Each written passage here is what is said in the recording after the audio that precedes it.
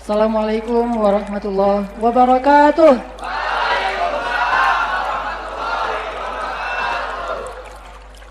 Mau request lagu apa? Alhamdulillahirabbil alamin. Alhamdulillahi wa kafa wassalatu wassalamu ala Rasulillahil Mustafa wa ala alihi wa ashabihi ahli sidqi wal wafa. Pertama-tama ketemu sama teman-teman semuanya di sini, para jomblo-jomblo fisabilillah. Saya yakin yang barisan paling depan ini udah tinggal tunggu waktu ya buat ditolak gitu. Ini kayaknya yang paling depan, yang paling semangat. Mudah-mudahan Ramadan sahurnya nggak sendiri lagi. Sama teman satu kos maksudnya. Selama ini mungkin satu kamar di kos-kosan sendiri, sekarang jadi berdua sama teman. Insya Allah sahurnya sama istri tercinta. Sahur tahun berapa itu? Tahun ini ya, insya Allah ya. Siapa yang pengen niat Ramadan kali ini udah ada pasangan?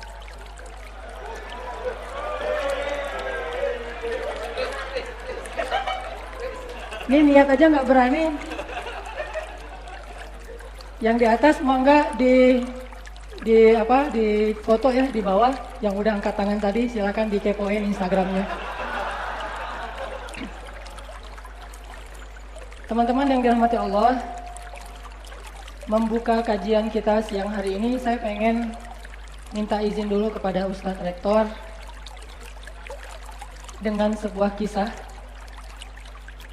Dulu tuh pernah Imam Al-Ghazali, tahu Imam Al-Ghazali? Panggilannya Al. Imam Al-Ghazali. Imam Al-Ghazali ini ulama besar lah ya, ulama yang sangat terkenal, ahli tasawuf juga. Imam Al-Ghazali pernah lagi ceramah di Dharma Jaya. Lagi ceramah di Basroh. Ada kampus juga di sana, cuman nggak tahu namanya apa. Lagi ceramah, tiba-tiba ada seorang peserta nanya kepada Imam Al-Ghazali. Ya Syekh, kata peserta ini, saya pengen nanya satu hal. Kata Imam Al-Ghazali, silakan. Dia bilang, saya pernah baca ayat di surat Ar-Rahman. Allah berfirman, kulla yaumin huwa fi sya'n. Setiap hari Allah itu sibuk. Nah, saya penasaran, ma sya'nullahil yaum. Kalau Allah bilang setiap hari Allah itu sibuk, kira-kira hari ini Allah lagi sibuk apa? Itu pertanyaan peserta. Kira-kira Allah sekarang lagi sibuk apa nih hari ini? Karena pertanyaannya agak-agak unik, Imam Al-Ghazali kemudian berpikir dan gak menemukan jawaban. Akhirnya Imam Al-Ghazali mengatakan, anzirni hattal ghad, beri saya waktu sampai besok untuk mencari jawaban. Malamnya Imam Al-Ghazali buka lagi aplikasi-aplikasi buku-buku yang ada di handphone, kalau bahasa kita mah ya. Buka, wah, semua yang udah saya download, udah saya baca, kayaknya nggak ada tuh jawaban Allah lagi ngapain hari ini. Apa kesibukan Allah hari ini? Diingat-ingat lagi ayat, hadis, nggak nemu juga. Sampai akhirnya hari kedua, laki-laki tadi nanya lagi, ya Syekh, sudah nemu jawaban pertanyaan saya? Kata Imam Al-Ghazali, anzirni hattal ghad, beri saya waktu sampai besok. Nyari lagi tuh. Sampai 3 hari berturut-turut, Imam Al-Ghazali tidak menemukan jawaban atas pertanyaan dari salah satu peserta ta'lim. Akhirnya malam keempat, Imam Al-Ghazali sholat 2 rakaat. Sholat sunnah sebelum tidur. Setelah selesai sholat sunnah, beliau berdoa kepada Allah, ya Allah, ada yang bertanya kepada saya juga penasaran, apa jawabannya? Saya serahkan kepadamu ya Allah, sesungguhnya saya ini bodoh, engkau maha bijaksana. Tidur. Dalam tidurnya, Imam Al-Ghazali bermimpi ketemu dengan Rasulullah SAW. Dan mimpinya seorang laki-laki yang solih itu adalah bagian-bagian kenabian. Artinya benar. Kata Nabi, siapa yang bertemu dengan aku di dalam mimpi, seolah-olah dia bertemu dengan aku dalam keadaan sadar. Yaqdhah. Jadi kalau orang ketemu Nabi dalam mimpi, itu kayak ketemu Nabi dalam keadaan sadar, dalam keadaan nyata, live gitu.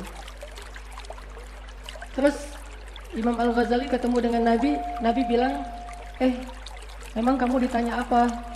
Imam Al-Ghazali bilang, ya Rasulullah, dia nanya tentang surat Ar-Rahman.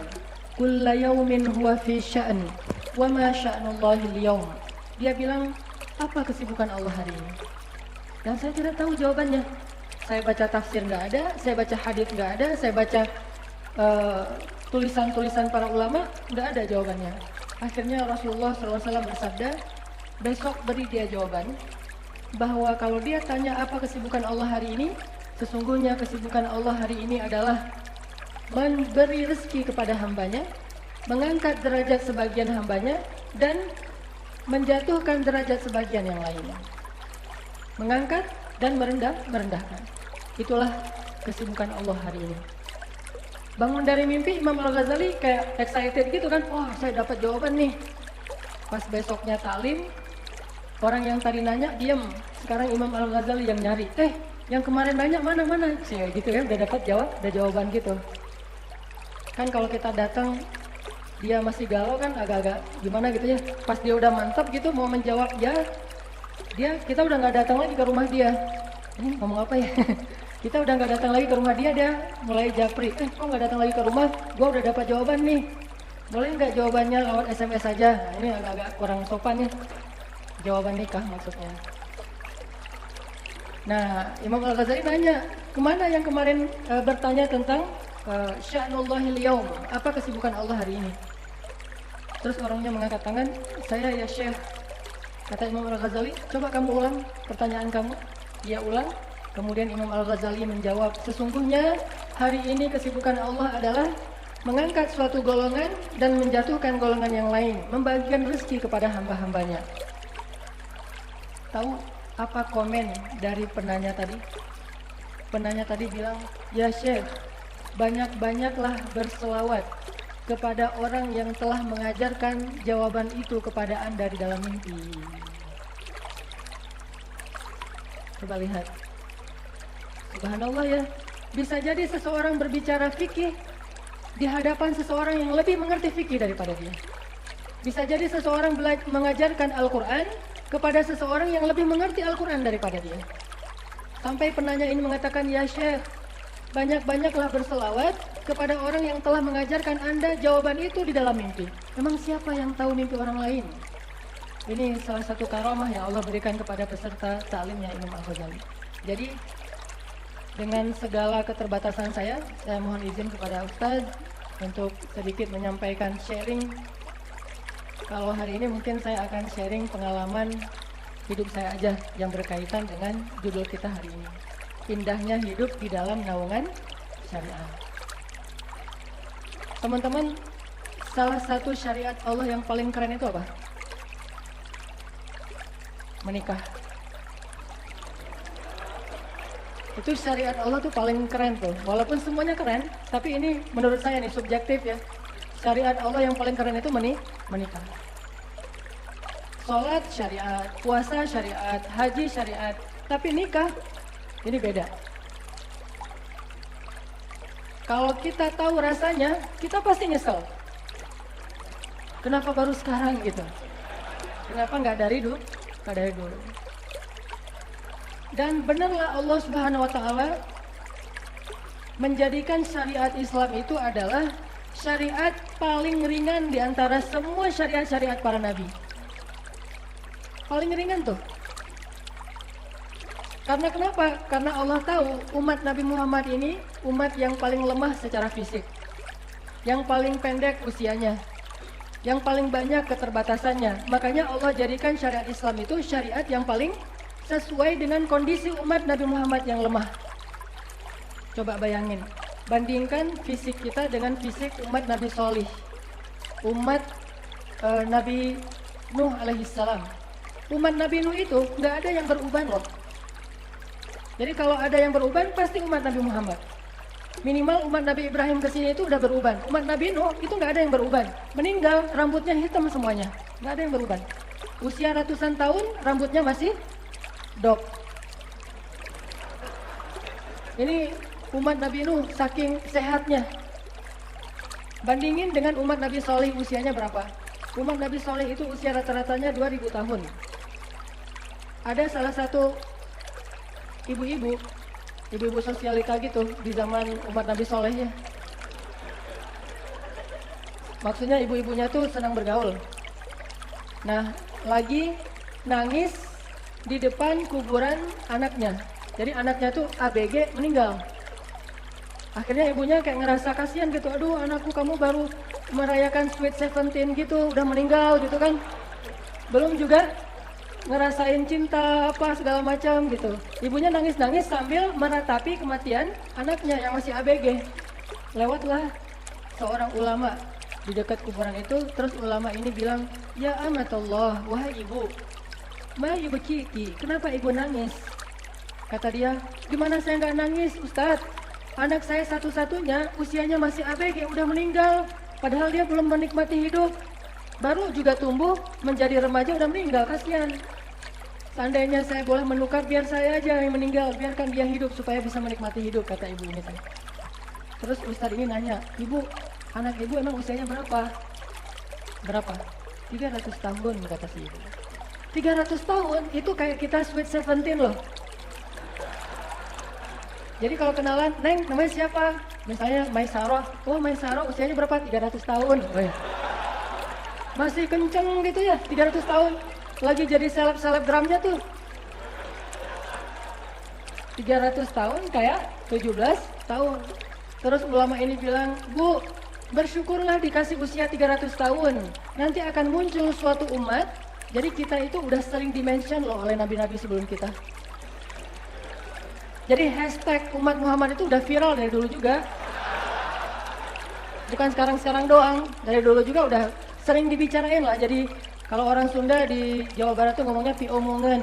Dibicarain terus dari sejak zaman Nabi Adam. Nanti akan muncul umat ini, akan muncul. Terus saja. Nanti akan muncul suatu umat Nabi yang usia mereka cuma 60-an tahun, kata ulama ini.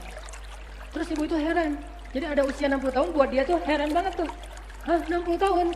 600 tahun kali salah ngomong, kurang 0 gitu. Enggak, 60 tahun beneran, kata ulama. Memang dialognya gak gitu-gitu amat sih. 60 tahun.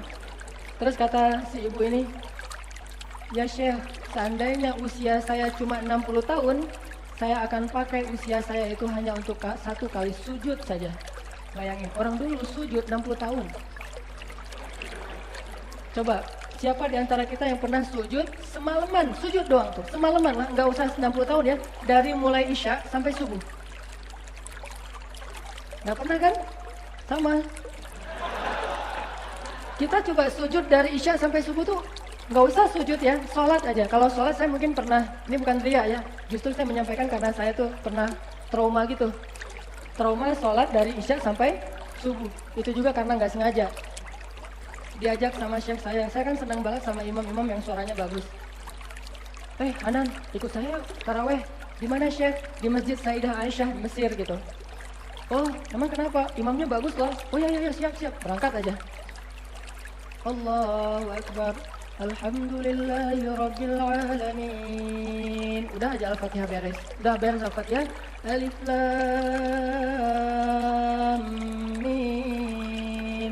Oh, paling juga satu halaman ya. Karena di Mesir, taraweh itu standarnya SOP taraweh di Mesir. Itu SOP udah satu Mesir lah, udah standar ya. SOP-nya tuh taraweh 1 malam 1 juz. Itu udah standar, itu masjid orang-orang yang baru hijrah gitu. Yang baru hijrah, tarawehnya satu juz. Kalau kita kan yang udah puncaknya hijrah tuh, udah di dengkotnya hijrah satu juz. Kalau di Mesir, anak-anak baru gitu, newbie lah. 1 juz itu newbie. Lo anak baru ya? Kok tahu taruhnya 1 juz? Karena kalau yang udah senior, paling sedikit 3 juz. Nah, di Mesir itu rata-rata masjid 1 juz. Ini masjid saya kira bakalan 1 juz juga, biasalah kayak masjid-masjid yang lain. 1 halaman, 1 rakaat, 1 halaman, 1 rakaat. Kalau yang 20 rakaat, kalau yang 11 rakaat, 1 lembar, 1 rakaat. Dia baca, nggak berasa udah setengah juz. Mulai curiga. Jadi sholat nggak tadabbur, curiga sama imam. Ini imam kayaknya nih lagi dapat hidayah, mulai panjang gini sholatnya setengah juz. Tapi saya curiganya, mungkin di rakaat-rakaat awal doang karena masih semangat. Nanti juga bakalan balik lagi normal. Masuk juz 2, mulai suuzon. Wah, imamnya lagi murajaah hafalan nih. Tahulah suaranya bagus, mulai gitu-gitu tuh dalam hati. Yang suaranya paling bagus, gitu-gitu deh. Juz 2. Masuk juz 3. Ayat kursi, aduh. Lagi bingung nih gimana nih caranya nih, duduk nggak enak ya. Masa masih muda, ditambah lagi sebelah kanan kiri saya kakek-kakek, nangis-nangis gitu, udah saya mah gini-gini. Mulai pegel-pegel, aduh ini. Tahu gini saya nyesal nih, saya mah bohongin saya nih, saya dikerjain. Selesai Al-Baqarah. Pas selesai la yukallifullahu nafsan. Wah, nah, ruku. Alif Lam Mim, Ali Imran, bayangin. Selesai Ali Imran baru ruku. Rukunya kayak membaca setengah juz Al-Quran. Jadi ruku, pas kita bangkit dari ruku ini kayak digembok nih. Udah, ruku. Sujudnya juga kayak gitu. 8 rakaat, selesainya hampir nggak sempat makan sahur, dimulai dari Isya. Itu benar-benar taraweh. Tahu arti taraweh? Sholat santai. Itu santai banget, berdirinya santai. 2 juz, 3 juz gitu ya. Nanti rukunya santai, sujudnya santai. Justru di kita itu sedikit yang taraweh, banyaknya itu sholat ekspres. Pengen memecahkan rekor muri, sholat taraweh tercepat di Indonesia. Saya pernah tuh taraweh di Bandung, ngimamin. Jadi kita startnya tuh bareng, masjid saya sama masjid yang seberang. Jadi startnya kita bareng. Allahu Akbar, di sana juga Allahu Akbar. Saya mulai Bismillahirrahmanirrahim. Alhamdulillahi Rabbil Alamin. Pas sampai waladhdallin di sana, Assalamualaikum warahmatullahi wabarakatuh. Wah, saya baru Al-Fatihah, di sana udah salam. Kepancing kan? Akhirnya, kalau gini saya mah nggak ikhlas. Al-ikhlas aja biar cepat. Berlomba-lomba dalam tarawih. Fastabiqut tarawih. Di situ kan. Kalau di Mesir nggak kayak gitu, sholat tarawihnya benar-benar santai. Sesuai dengan namanya tarawih, artinya santai. Kalau saya dikasih umur cuma 60 tahun, kata ibu tadi, maka saya akan pakai 60 tahun itu dengan 1 kali sujud aja. Dan ada sahabat yang kayak gitu loh. Sholat tahajudnya itu, dia punya ciri khas sendiri. Kan para sahabat mah sholat tahajudnya punya style sendiri-sendiri ya. Walaupun sama namanya tahajud, dan itu bukan bid'ah. Kayak misalnya, tahajudnya Abu Bakar. Abu Bakar tuh kalau tahajud itu di pojok rumahnya, di musola kecil, dan suaranya tuh pelan, nggak mau ketahuan orang lain, saking ikhlas. Kalau tahajud nangis-nangis sendiri, itu Abu Bakar banget tuh. Kalau ada yang kayak gitu berarti dia Abu Bakar style. Ada yang tahajudnya tahajud Umar. Umar kalau tahajud di depan rumah, bukan di teras, di jalan. Jadi dia keluar rumah, berdiri, nggak pakai sajadah karena tanah itu kan suci kan dalam Islam. Dia berdiri di depan rumahnya, tahajudnya dengan suara sekencang mungkin. Alhamdulillahirabbil. Satu tetangga semuanya pada bangun. Jadi kalau ada yang tahajudnya dengan suara yang keras, itu Umar tutorial. Ini tutorial tahajud ala sahabat. Kalau Bilal itu suka tahajud di atas atap rumah. Dia naik ke atas atap rumah supaya ngerasa kayak beratapkan langit gitu. Jadi tahajudnya dengan open air gitu. Jadi live tahajud.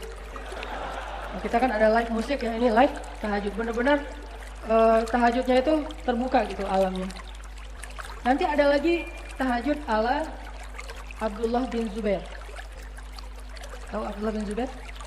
Anaknya Zubair. Anaknya sahabat yang bernama Zubair bin siapa ya? Zubair bin Abdullah gitu. Abdullah bin Zubair bin Awam, maaf. 1 dari 10 yang dijamin masuk surga.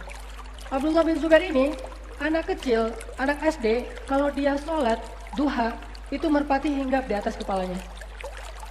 Jadi kalau dia sholat duha, dia kan suka sholat duha itu di depan Ka'bah gitu yang terbuka. Allahu Akbar. Saking matungnya kayak patung, merpati sampai mengira dia itu adalah seonggok kayu sehingga merpati datang hinggap di atas kepala Abdullah bin Zubair. Coba imajinasikan, kira-kira merpati itu sampai trust ke kita untuk bisa menganggap kita sebagai seonggok kayu, itu butuh waktu berapa lama? Pasti pas kita baru takbir, itu manusia loh ya, bukan kayu, kata merpati teh. Sesama merpati, enggak itu kayu loh, lihat tuh nggak gerak-gerak. Mana? Coba ditungguin lama-lama, mulai merpati deket dulu, datang ke sebelah kita ngelihat, benar nggak ya ini kayu, ini manusia nggak sih, ini patung nggak sih? Lama-lama sampai merpati itu muncul trust kepada kita, itu minimal butuh waktu 1 jam. Sampai hinggap di atas kepalanya.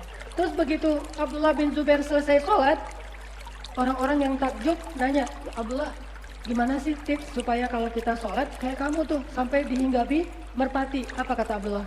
Hah? Merpati yang mana ya? Saking khusyuknya, dia nggak tahu kalau merpati di atas kepalanya sampai kayak bikin sarang gitu. Sampai dia nanya, merpati yang mana ya? Perasaan saya nggak ngerasa apa-apa. Itu Abdullah bin Zubair. Kita nggak usah merpati, nyamuk lewat aja. Banyak nyamuk. Lupa pakai autan segala macam ya. Sampai pernah tuh saya sholat ngimamin kemasukan nyamuk. Itu kan gak enak banget tuh. Lagi baca, masuk. Oh, di dalam sholat bingung kan, langsung batuk-batuk gitu. Abdullah bin Zubair, kalau dia sholat, jangankan nyamuk, merpati aja hinggap. Nah, tahajud Abdullah tuh kayak gimana? Abdullah bin Zubair membagi tahajudnya tuh kepada 3 model. Satu malam dia akan berdiri sepanjang malam. Dari tengah malam sampai subuh berdiri aja tuh. Allahu Akbar, terus saja. Artinya dia tilawah. Setelah Al-Fatihah dia baca ayat entah berapa juz. Dari tengah malam sampai subuh. Begitu mau dekat azan subuh baru dia ruku, sujud sebentar, ruku sebentar, tahiyat, selesai. Ini sholat tahajudnya ala Abdullah. Malam kedua dia akan ruku sepanjang malam. Dia berdirinya sebentar, baca Al-Fatihah, paling juga baca Al-Ikhlas, udah gitu ruku. Dia membaca tasbih sepanjang malam, dari tengah malam sampai subuh. Begitu mau subuh baru dia ruku, baru dia sujud, baru dia tahiyat dan salam. Malam ketiga dia akan habiskan malamnya dengan sujud terus menerus. Berdiri sebentar, ruku sebentar, sujud, 2 sujud, duduk di antara 2 sujud, kemudian tidak bangkit kecuali menjelang subuh. Itu tahajud ala Abdullah bin Zubair.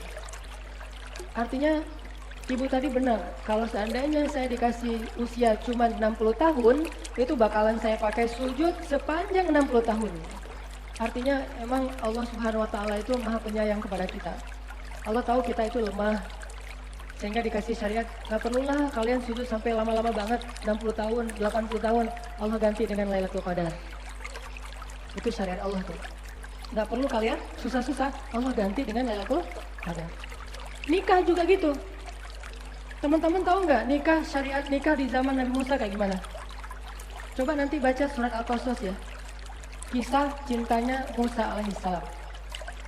Di dalam surat Al-Qasas. Gimana Musa ketemu dengan 2 cewek cantik yang lagi pengen ngasih minum ternaknya. Tapi nggak bisa soalnya banyak cowok-cowok para penggembala yang lagi ngasih minum ternak mereka. Jadi mereka ngantri paling belakang gitu.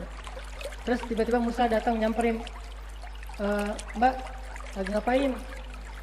Terus enggak, ini kami mau ngasih minuman ternak. Oh, ya udah biar saya aja. Diambil ternaknya dikasih minum oleh Musa. Sama sekali Musa nggak ngajak selfie. Mbak, enggak sama sekali. Namanya saya gitu ya. Musa nggak ngajak selfie, nggak nanya nomor telepon, nggak kepoin Instagramnya, akunnya apa ya, nggak. Cuma ngasih minuman ternak terhormat gitu. Udah selesai itu si cewek ini ternyata mempelajari. Ini cara cewek yang terhormat menilai cowok yang pengen jadi suaminya. Gimana dia menilai? Musa itu ternyata laki-laki yang kuat dan amanah. Itu kan bahasa sindiran dari cewek ini ke orang tuanya. Ya, pekerjain dong laki-laki itu di rumah kita. Soalnya dia itu laki-laki yang kuat dan amanah. Sebetulnya bahasa ini bukan mengajak mempekerjakan. Ini bahasa elegan. Sebetulnya dia pengen ngasih pesan, saya itu tertarik dengan laki-laki itu. Cuman elegan, bahasanya itu bahasa tinggi. Yang ayahnya ngerti, oh berarti putri saya perhatian sama laki-laki ini. Sampai tahu dia kuat, sampai tahu dia amanah, perhatian. Kalau perhatian berarti dia siap jadi istri. Langsung ayahnya bilang, Musa, mau gak jadi menantu saya? Gitu kan? Kalau ayahnya polos, oh ya udah gak apa-apa jadi pembantu aja di rumah kita. Gak gitu sih maksudnya. Ya, itu bagus tuh. Bisa jadi supir buat saya kalau ke kuliah. Tuh, supir buat ke kuliah. Ayahnya, duh, biar ayah aja yang jadi supir kamu, ngapain bayar orang? Bukan itu ya maksudnya, dia nyetirin saya, nyupirin saya sebagai suami. Tapi bahasanya bahasa sindiran itu elegan tuh. Ya, aku kayaknya butuh pelindung deh. Maksud kamu sering masuk angin? Kamu butuh payung? Ini ayah terlalu polos ya. Butuh pelindung itu seorang imam. Ya, aku bosan sholat sendiri. Ya. Aku bosan sholat sendiri. Itu kode tuh. Hashtag bosan sholat sendiri. Viral keren. Gitu juga yang laki-laki. Mungkin dia pakai bahasa sindiran. Juga ada di Al-Quran. Kalau seseorang laki-laki melamar seorang janda, maka dia menggunakan bahasa sindiran. Apakah kamu mau terus sendiri? Nah ini udah jelas nih. Ini udah paling vulgar. Ada yang lebih elegan lagi dengan bahasa-bahasa yang kadang-kadang orang mendengar itu ngomongin apa sih? Ternyata mereka paham. Coba baca kisah cintanya Musa di surat Al-Qasas. Ketika ayah dari perempuan ini melamar Musa untuk jadi menantunya, apa mahar yang diminta oleh laki-laki ini? Bekerja kepada ayahnya 8 tahun. Kalau mau disempurnakan 10 tahun, maka itu lebih baik. Bayangin, mahar zaman Nabi Musa, kerja dulu kepada calon mertua 10 tahun. Siapa yang mau nikah zaman kita kalau kayak gitu? Pak, datang nih ke calon mertua. Assalamualaikum, waalaikumsalam. Dek, jualan apa? Enggak Pak, saya bukan sales. Tadi dikira sales ya. Soalnya pakai baju putih, masukin ke dalam, pakai celana bahan gitu kan. Terus kalau perlu pakai dasi. Saya bukan sales Pak. Oh, saya mahasiswa cum laude. Siapa yang nanya gitu ya? Cum laude lulusan Al-Azhar misalnya. Saya kuliah di Al-Azhar, jurusan tafsir, jurusan syariah misalnya. Oh iya silakan masuk, Dek Ustadz gitu ya. Ngobrol. Jadi apa maksud Dek datang sini? Saya pengen melamar anak Bapak. Saya kayaknya ingin menyempurnakan agama. Oh boleh. Alhamdulillah kalau Bapak dapat menantu Ustadz katanya. Tapi begini maharnya, Adek mau nggak ngajarin dulu anak saya ngaji selama 10 tahun? Oh mau Pak, bukan si Neng, itu yang baru lahir. Kalau si Neng mah pasti mau itu ya. Ini yang baru lahir yang usia baru 2 tahun, ajarin ngaji sampai dia lulus SD, mau nggak? Keburu udah ilfil duluan, bayangin 10 tahun cuma untuk menunaikan mahar. Tapi Islam nggak kayak gitu, mudah banget. Sampai Nabi bilang, sebaik-baik perempuan adalah yang paling ringan maharnya. Ringan itu bukan murah ya, ringan itu memudahkan. Sebaik-baik perempuan yang paling ringan maharnya itu Islam. Yuridullahu bikumul yusra wala yuridu bikumul usra. Allah pengen memudahkan kalian, Allah nggak pengen menyusahkan kalian. Dari mulai mahar aja udah ringan. Sebaik-baik perempuan yang maharnya paling ringan. Dan saya dulu ketika nikah, mahar istri saya itu paling ringan untuk saya. Apa maharnya? Saya ketika nikah kan masih berstatus mahasiswa di Kairo. Jadi ceritanya ayat-ayat cinta gitu. Walaupun saya anak tukang pangkas, tapi alhamdulillah Allah kasih banyak kemudahan. Saya nikahnya itu di Masjidil Haram loh. Nikahnya di Masjidil Haram. Cuman kita nikahnya itu video call gitu. Nikahnya pakai video call. Saya lagi haji, calon mertua alhamdulillah kadarullah haji juga, istri saya di Mesir. Waktu itu belum jadi istri, calon istri saya di Mesir. Kita video call. Cuman kalau dulu kan video callnya itu mahal, nggak kayak sekarang. Nelfon, saya terima nikahnya, terus saya udah selesai akad, kita suami istri loh. Oh iya, sih. Nah, pas mau nikah, saya kan berangkat ke Mesir itu modalnya, mungkin teman-teman ada yang pernah nonton di YouTube lah cerita saya berangkat ke Mesir, lulus pesantren, pengen ke Mesir tapi nggak punya duit, ikut tes beasiswa nggak lulus, soalnya nggak pinter lah ya. Pas ikut tes beasiswa disuruh apa, saya ngomong apa, dia ngomong apa, saya ngomong apa, pokoknya nggak lulus aja. Akhirnya pas lihat daftar yang lulus, saya nggak ada di situ. Oh nggak lulus, ya udah deh, saya kuliah di sini aja. Terus tapi saya setiap nonton dulu tuh ada dunia dalam berita ya, nggak kayak sekarang. Dulu ada dunia dalam berita, terus di akhir dunia dalam berita kan suka ada perkiraan cuaca gitu, suka ada Kairo. Penasaran, pengen banget ke Kairo. Terus ustaz-ustaz saya juga banyak yang pulang dari Kairo, cerita Kairo tuh keren segala macam. Pengen pokoknya ke Kairo, walaupun nggak kuliah juga pokoknya ke Kairo. Alhamdulillah sejak kecil beberapa kali saya juara musabakoh. Akhirnya ngumpulin ada 10 juta modal berangkat ke Kairo. Pas daftar ke travel, ternyata biaya ke Kairo itu emang 10 juta tiket return. Soalnya visa saya itu visa turis. Dan gak ada biaya hidup untuk tinggal di Kairo. Akhirnya saya mulai galau. Berangkat nggak ya? Saya nanya ke Ustadz, saya kayaknya nggak jadi ke Kairo deh. Kenapa? Biayanya nggak cukup. Berapa emang? Adanya cuma untuk ongkos tiket doang, nggak ada biaya hidup, nggak kenal siapa-siapa, nggak ada beasiswa. Ustadz saya cuma ngasih satu nasihat yang sampai hari ini saya ingat. Apa kata Ustadz saya? Nan, kamu percaya nggak Allah di Indonesia sama Allah di Mesir itu sama? Ya iya dong Ustadz, masa Allahnya beda? Nah, sekarang Ustadz tanya, yang ngasih kamu makan di Indonesia siapa? Kan nggak mungkin kalau udah gitu saya bilang orang kan ya, atau orang tua. Allah dong Ustadz.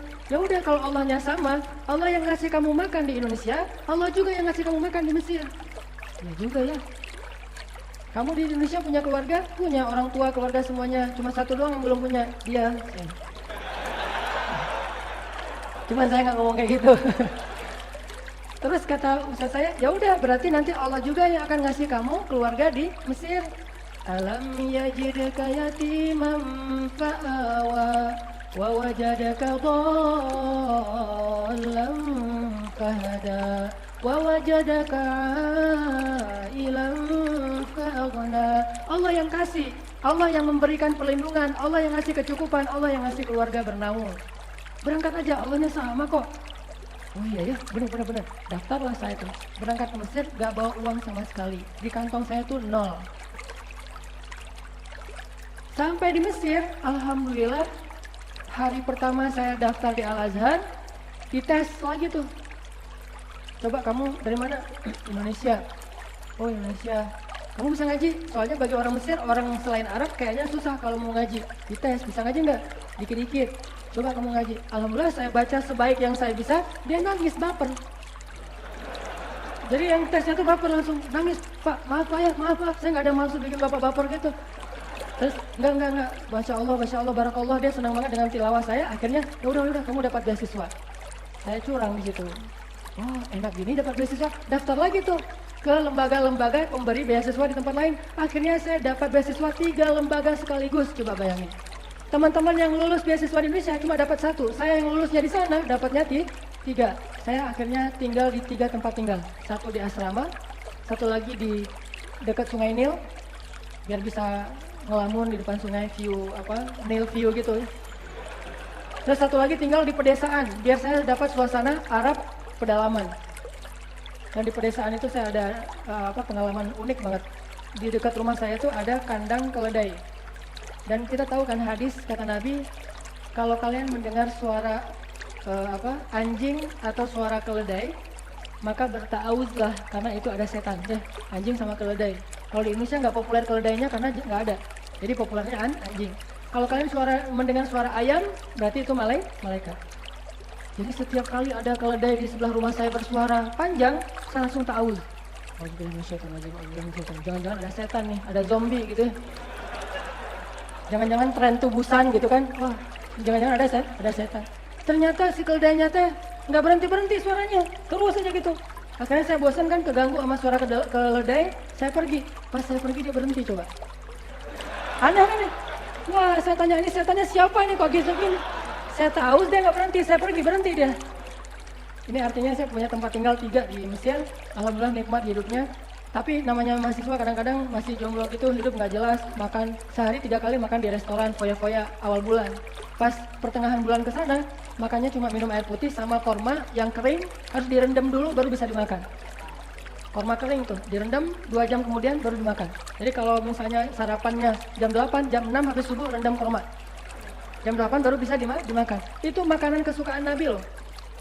Korma keras direndam dengan air, namanya aswadain, 2 yang warna hitam, korma dan air. Nah, saya coba usaha jual bakso. Yang bikin bakso bukan saya sih, temen bikin bakso saya jual. Dan saya kalau jual bakso itu ngasihnya pakai mood. Kalau saya lagi mood ngasihnya banyak, kalau lagi bete ngasihnya dikit. Jadi nggak ada standar, 1 mangkok misalnya 5 butir, enggak. yang banyak belanja bakso ke saya itu mahasiswa dari Malaysia, makcik gitu. Makcik, betul gitu ya. Betul. Makcik belanja, kalau dia senyum-senyum saya kasih banyak. Wah ini bisa nih, siapa tahu dari sini bakso cinta jadinya nih. Masih banyak. Dia akhirnya nge-mention teman-temannya, bakso di sini banyak loh ngasihnya, datang temennya yang cowok-cowok. Kalau yang ditanya cowok saya kasih 2, 3. Kok beda banget gitu. Alhamdulillah lakunya banyak dan menghasilkan, jual kayak manajer keliling gitu, dolar buat adik-adik baru yang baru datang pas saya udah jadi senior gitu. Lo masih punya dolar kan? Beli gua. Kan senior punya hak veto kan? Beli gua dolar lo. Oh iya kak. Berapa lo punya? Cuma segini kak, 1.000 dolar. Udah ambil aja semuanya daripada lo tukar berkali-kali. Udah. Akhirnya kayak setengah malak gitu. Jadilah jual dolar. Pernah juga bisnis catering. Alhamdulillah bertahan di Mesir. Bayangin teman-teman, kulkas pertama ada di rumah saya di Aceh itu, saya dari Aceh. Itu pas saya di Mesir. Saking kita memprihatinkan keluarga miskin lah ya. Kulkas pertama banget ada di rumah saya itu pas saya di Mesir. Saya telepon ibu saya, "Mak, butuh apa? Abang lagi ada duit nih." "Oh iya," kata Mak. "Bang, ini lagi bulan Ramadan, di rumah kita kan nggak ada kulkas dari dulu. Kalau mau beli es ke tetangga, bisa nggak beli kulkas?" "Oh siap Mak." Kirim duit beli kulkas. Bayangin masang telepon rumah aja itu ketika saya di Mesir, daripada emak saya selalu ke tetangga kalau saya telepon akhirnya habis pulsa saya juga dari luar negeri, dia pasang telepon. Ternyata benar kata ustaz saya, yang memberi kita rezeki di Indonesia itu juga yang ngasih rezeki ketika di tempat yang lain, bahkan lebih daripada yang saya bayangkan. Cuman qadarullah, Allah uji saya justru pas saya pengen nikah lagi nggak ada duit. Yang tadinya kaya foya-foya gitu, setiap malam ngafe. Setiap malam nongkrong sama teman-teman, ngafe yuk. Kalau teman-teman mungkin pada shisha, alhamdulillah saya nggak pernah nyoba shisha, nggak pernah merokok, anak baik sih. Alhamdulillah nggak pernah narkoba, nggak pernah rokok, nggak pernah shisha. Walaupun rokok shisha mungkin sebagian masih nganggap biasa aja, tapi saya nggak nyoba gitu, cuma ngopi doang. Nah, setiap malam ngafe, sampai akhirnya karena mungkin manajemennya nggak bagus, lulus kuliah saya pengen pulang. Saya bilang ke ustaz saya di Mesir, "Ustaz, saya pengen pulang." "Kenapa?" "Pengen nikah." "Udah ada calon?" "Belum." "Ya udah, tenang aja, tunggu aja, nanti Allah kasih di sini aja biar kamu lebih lama di Mesir." Ternyata benar, suatu hari, sore hari, hujan-hujan gerimis gitu, kayak film lama, kayak apa, tenggelamnya kapal Van der Wijk. Lagi gerimis-gerimis gitu, saya lagi beli kebab Turki di depan asrama. Tiba-tiba ada cewek datang pesan kebab, "Mang," bukan Mang, orang Mesir mah, Sayyid gitu ya, orang Bandung mah Mang. "Mang, pesan kebab." "Oh iya," dipesanin. Kebab saya udah jadi tuh, udah dibungkus. Pas kebab dia jadi, saya pergi sengaja ngambil kebabnya dia. Dipanggil kan pasti kan ya, "Mas, itu mah kebab saya." "Bukan, ini punya saya." Jadi kayak sinetron pura-pura rame gitu, "Bukan punya saya." Enggak punya saya." "Coba periksa aja kalau nggak percaya." Pas dibuka emang saya tahu itu punya dia. "Itu kan benar punya saya, punya Mas kan nggak pakai yang ini dan segala macam." "Oh iya, maaf salah, saya nggak sengaja tadi." "Dari mana?" Kenalan. Mulai, "Oh iya, dari Jawa Timur," katanya. "Jawa Timurnya di mana?" Padahal saya belum pernah ke Jawa Timur, masih nanya di mana Jawa Timur. Dia jawab yang mana juga saya nggak akan ngerti.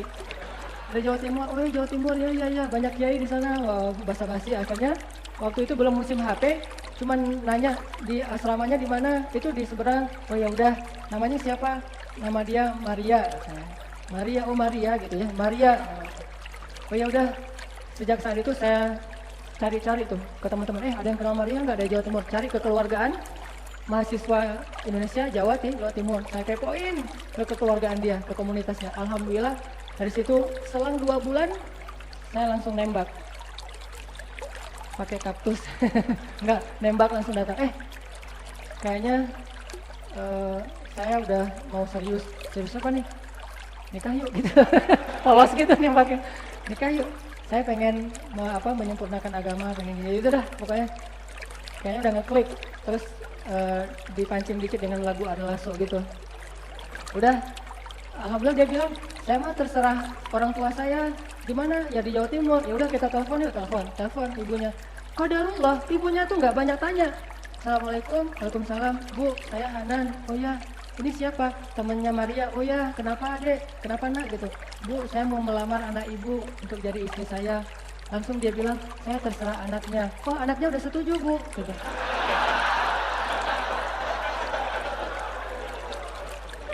Anaknya udah setuju Bu. Oh ya udah kalau gitu ya. Jadi bisa ya Bu, siap ya Bu, boleh ya Bu. Terus aja ditodong-todong gitu. Ibunya akhirnya bilang iya, alhamdulillah. Saya lupa pula, saya bilang assalamualaikum, langsung tutup aja teleponnya. Dia juga kaget pastinya. Alhamdulillah beres dari situ saya haji, tapi maharnya saya pinjem. Pas udah deal, baru saya bilang ke dia, tapi saya nggak punya modal. Dia udah kadung jatuh cinta, baru saya bilangnya nggak punya modal. Saya nggak punya modal, boleh pinjam dulu nggak maharnya? Maharnya berapa? Terserah aja kata dia. Ini perempuan yang luar biasa, maharnya terserah. Ya udah deh, maharnya saya kasih cincin segala macam seukuran $500. Saya pinjam tapi dari dia $500. Gambling nih, berangkat haji. Di haji itu saya kerja sebagai joki Hajar Aswad. Jadi kalau ada yang pengen cium Hajar Aswad, saya bantuin. Terus pengen tawaf karena nggak mampu berdiri, tawafnya pakai dorongan, saya dorongin jadi kayak tukang becak gitu di depan Ka'bah. Alhamdulillah dapat rezeki, bantuin jamaah haji, pulang-pulang nih nikah di Mesir, punya anak, sampai kita sempat istri saya yang S2. Saya kan nggak terlalu ini dengan pendidikan ya, saya mah main-main aja. Istri saya S2, saya bagian mainnya. Jadi kayak film-film yang di Eropa gitu tentang muslim-muslim Eropa. Yang satu kuliah, yang satu jalan-jalan. Istri saya kuliah, saya jalan-jalan. Ternyata dimudahin banget sama Allah. Kenapa? Karena menggunakan cara-cara Allah. Coba kalau kita gunain cara-cara yang lain, itu susah. Nikah itu syariat paling mudah loh. Yang mempersulit nikah itu bukan syariatnya, pertimbangan manusianya. Ngitung dulu, ini harinya cocok nggak nih? Namanya sesuai nggak nih? Jangan-jangan pas dihitung nama ini kayaknya kalian nggak cocok. Saya juga sama istri saya ditakut-takutin gitu. Kata teman saya, lu nggak cocok loh sama dia. Kalau dipaksain nikah, kalian nggak akan bertahan lebih dari 1 tahun. Saya makin digituin, makin penasaran. Ya udah, gua nikah aja. Kita lihat aja nanti bisa bertahan nggak lebih dari 1 tahun. Ternyata sekarang udah lebih dari 10 tahun. Jadi yang mempersulit syariat itu bukan Allah, justru kitanya dengan pertimbangan-pertimbangan kita. Mikirin hari nikahnya, mikirin kadang-kadang kan kalau datang ke calon mertua suka ditanya kerja di mana Dek, gitu kan ya. Padahal betapa banyak orang yang menikah itu nggak punya modal, tapi Allah mudahkan justru setelah menikah. Karena kalau kita belum nikah, rezeki kita itu cuma jatah kita doang. Tapi kalau udah nikah, jadi 2 orang yang punya jatah rezeki, sehingga Allah mudahkan. Habis saya nikah, saya ditawarin ngambil rekaman di TV Mesir. Jadi saya ikut audisi gitu ya, ngantri terus cerita masa lalu gitu biar baper gitu ya. Dan selesai itu ikut audisi, alhamdulillah.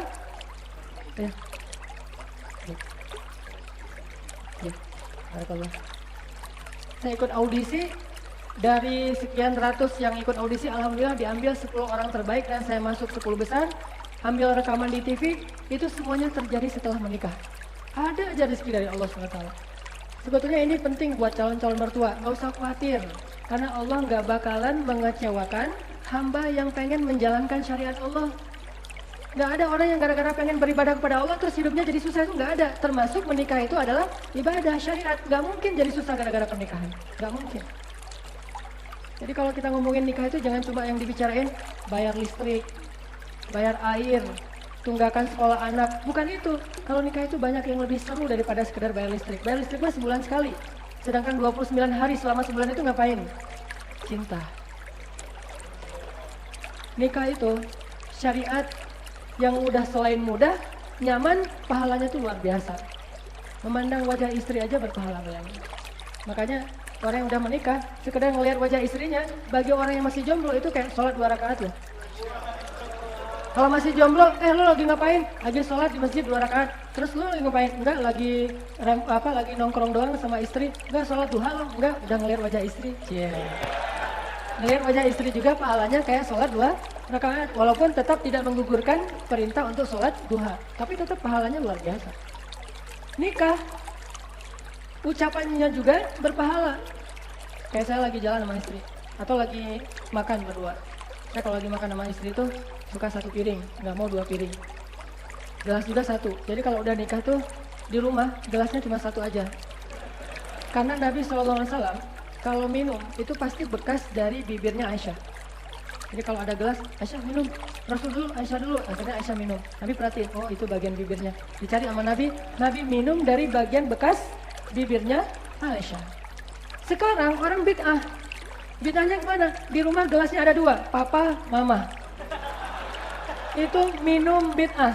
Kalau minum yang sunnah, tidak ada gelas papa mama, yang ada gelas kita. Gak ada papa mama, adanya gelasnya kita gitu. Dan love. Satu kalau lagi makan, satu piring, satu gelas, istri saya duluan makan, saya perhatiin aja, ngeliatin. Terus dia bilang, ngapain sih ngeliat orang kayak gitu? Enggak, saya lagi heran. Heran kenapa? Iya, saya kayak ngeliat, baru tahu ada bidadari makan makanan manusia. Wih, jangan salah, apaan sih, segala macam. Ini gombal-gombal yang beda dengan Andre Taulani ya. Kan kalau yang standar mah, ayah kamu tukang las ya? Kok tahu gitu ya? Nyasar gitu, lagi nyetir mobil, nyasar. Ini kita kayaknya salah jalan deh.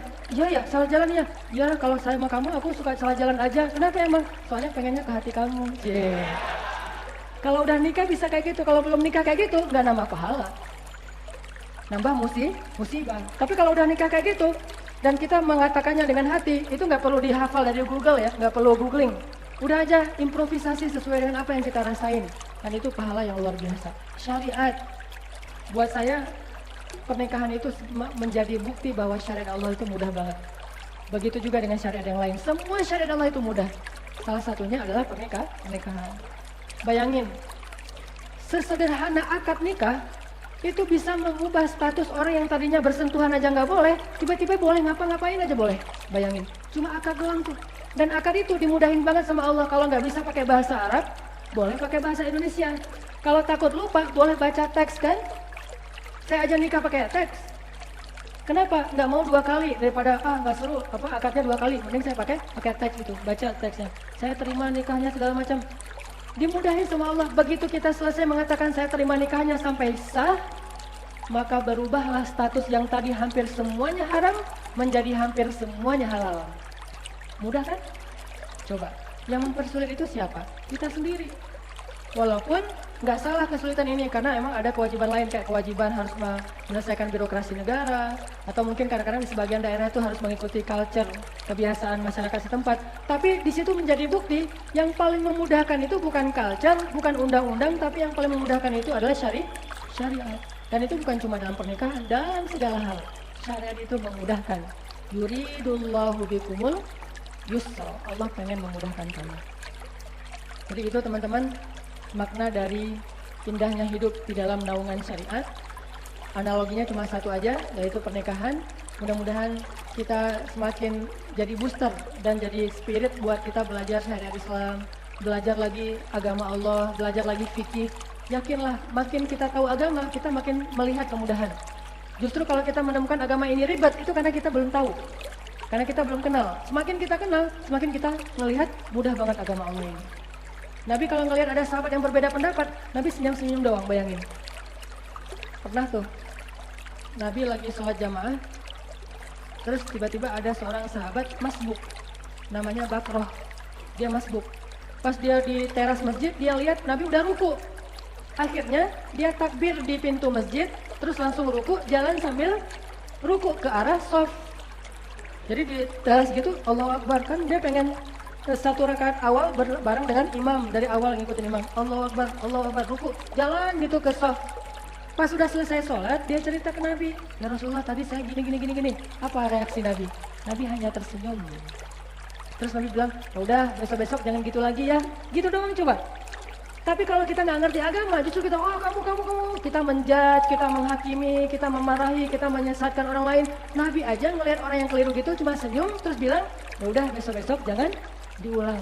Gara-gara kata-kata inilah ulama berbeda pendapat. Ada yang bilang dia sah, cuman makruh. Ada yang bilang itu nggak sah, tapi dia lupa, makanya dimaafin. Jadi yang berbeda pendapat itu ulama. Nabi mah easy going aja, udah besok jangan diulang, beres. Semudah itulah agama yang diajarkan Rasulullah SAW.